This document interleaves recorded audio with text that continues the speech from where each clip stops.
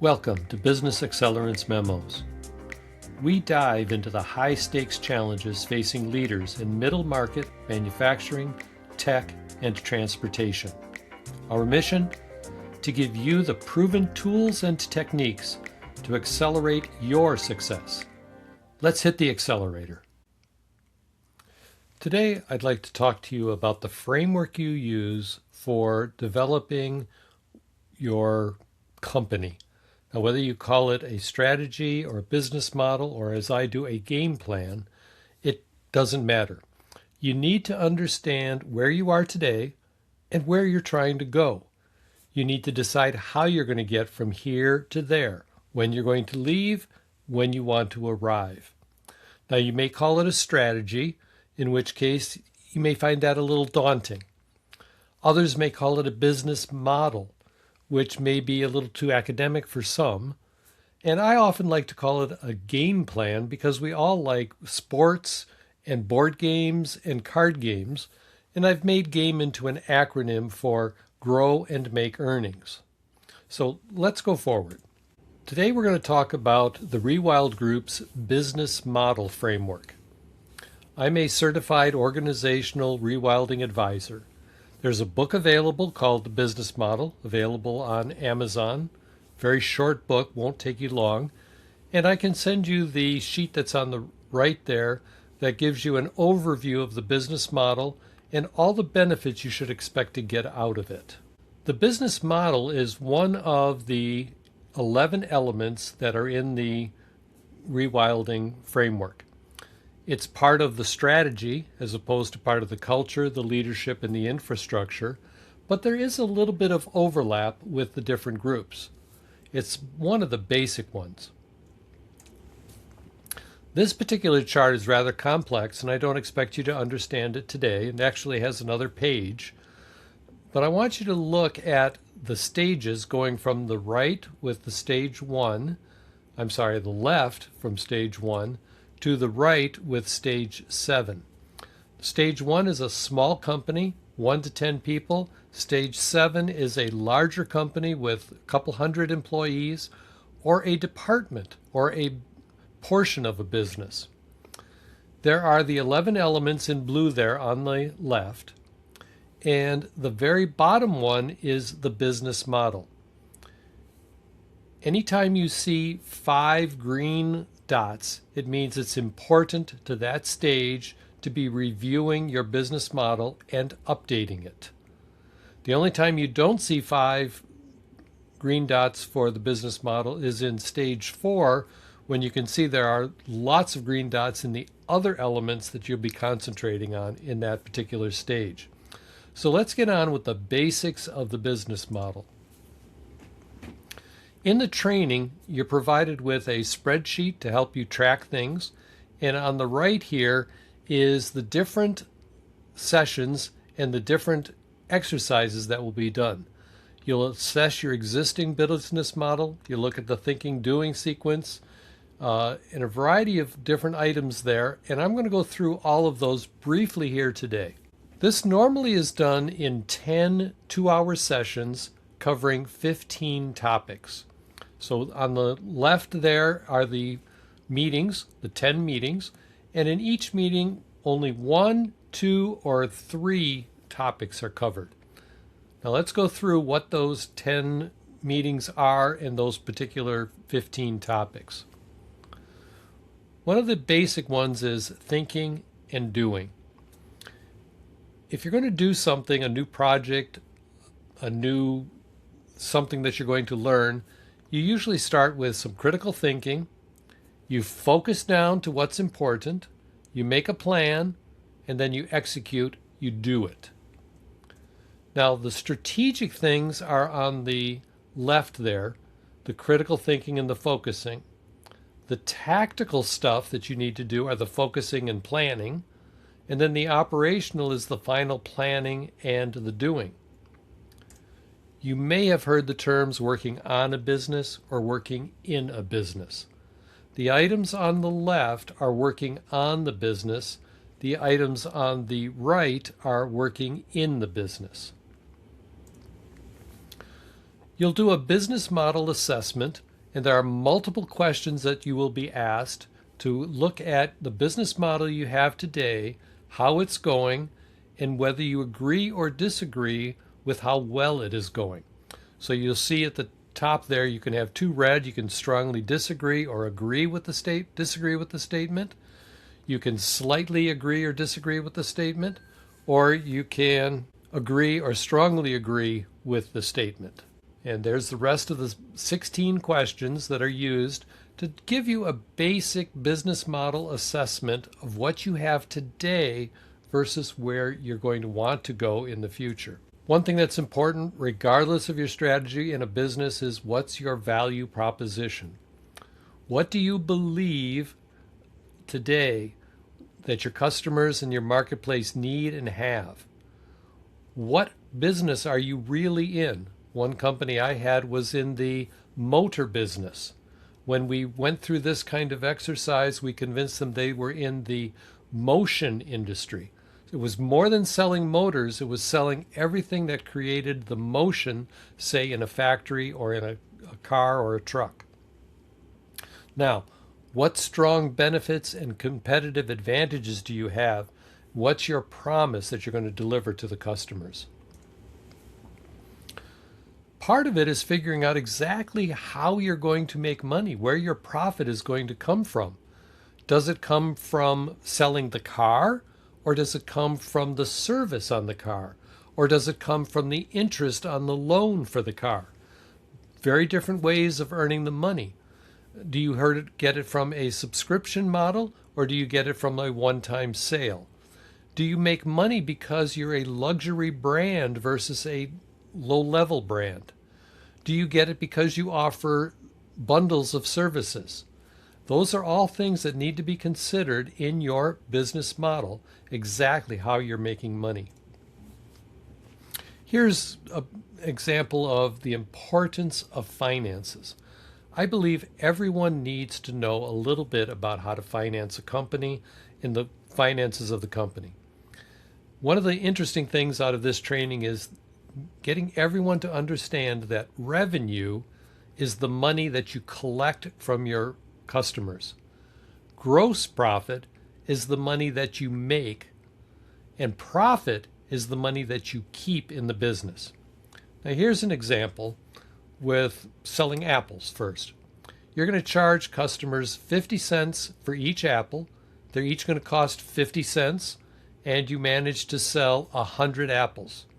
So the money you collect, the revenue, is $50. Your expenses is $50, and so the money that you make, your gross profit, is zero. Too bad it doesn't end there, because you had to make a sign and make a stand to be able to sell the apples that cost you $20 for advertising. So the money you keep is actually a minus $20.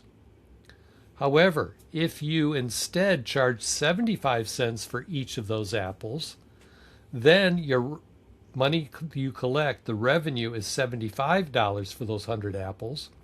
Your expenses are now $50. Your gross profit is now $25. You can afford that advertising of $20, and you have a profit of $5. So at the bottom is a much larger company, and we haven't detailed what the product or service is. But if you have revenue of $1 million, the money you collect, direct expenses or cost of goods sold of $600,000, then the gross profit, the money you make, is $400,000. You take away your indirect expenses, any overhead expenses, say of $350,000, and the money you keep is $50,000. On the right side is keeping track of a percentage, which is very important in all your finances and in many of your key performance indicators. So if you take the money you make, $400,000, divided by the $1 million that you collected, your overall gross margin is 40%. One of the exercises in the training is to look at, where do you get your money from? What are you doing now? What market needs are not met that you could be doing? And what other uses do you have for your current skills? So a restaurant, for instance, might rent out the restaurant off hours for some other activity. You'll talk about the revenue circles, your core business, where you get 65% of your revenue, the adjacent business, where you get 20 to 30% of your business, and then the new things that you're looking at, where the edge businesses, where you get 5 to 15% of your business. Here's a couple of examples. On the left is a restaurant. I dine in at a lot of restaurants, but I also do takeout from a lot of restaurants. And some of the restaurants I visit actually have already had the meals prepared and frozen so that I can take them home and cook them myself, just like going to a grocery store. So they have dine in for the core, dine out for the adjacent, and grocery for the edge type of products. Now on the right is a digital products company that maybe is doing branding. So their core products are to brand anything, maybe do print stuff. Adjacent, they might not be able to do everything themselves. So maybe they send some things out to another printer. And then they're finding they're always involved with helping customers with creating the look and feel of things. And so they offer a service, an edge digital product, to help with people getting ready for things. So we'll look at those revenue groups and help to identify what are your core, adjacent, and edge products. And you may find that the edge products are actually things that you could be doing tomorrow.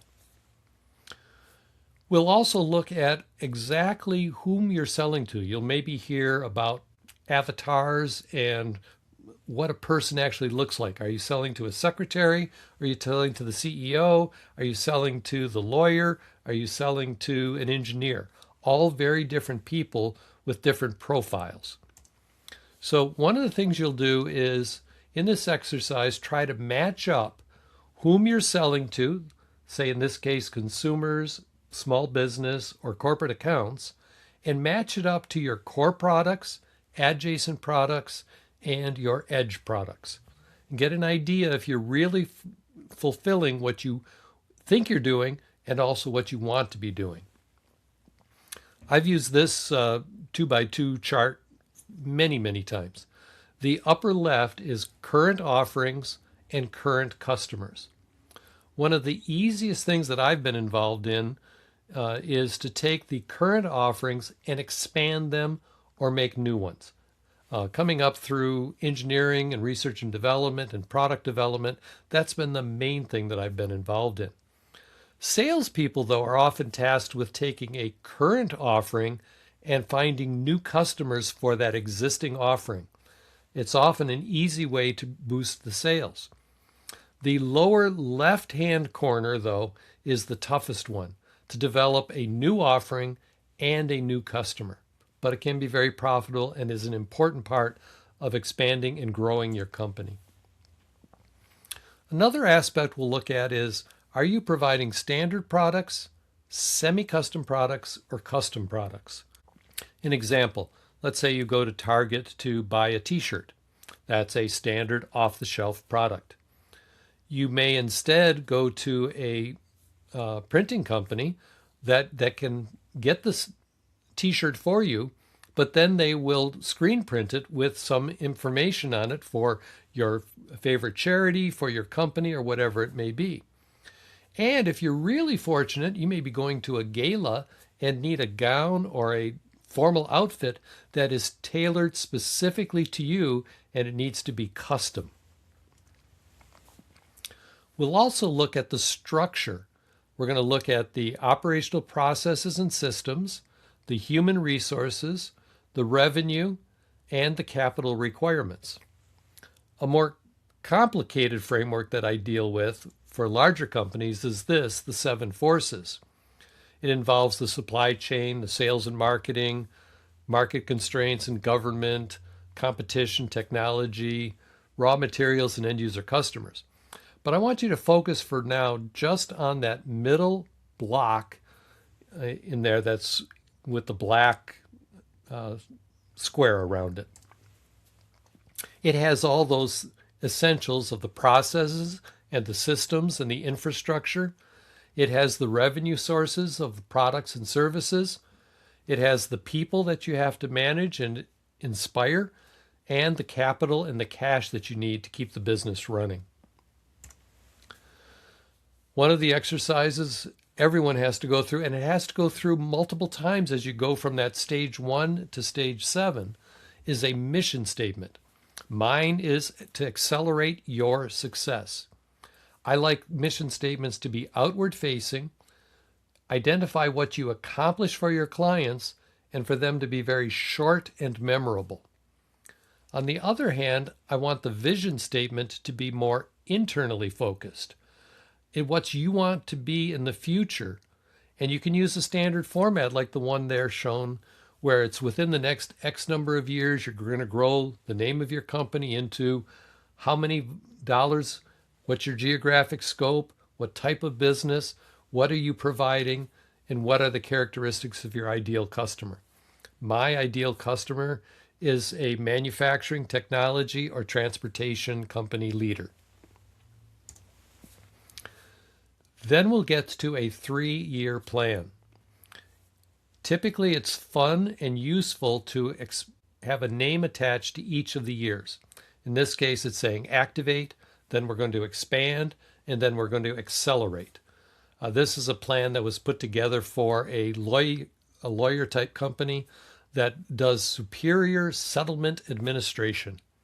And you can see it's covered business development, business model and plan, finance, leadership, operations, and workplace community. How you set up your organization chart is also going to be important. This is a classic way of doing it, which is to have business development, which includes marketing, sales, and customer service.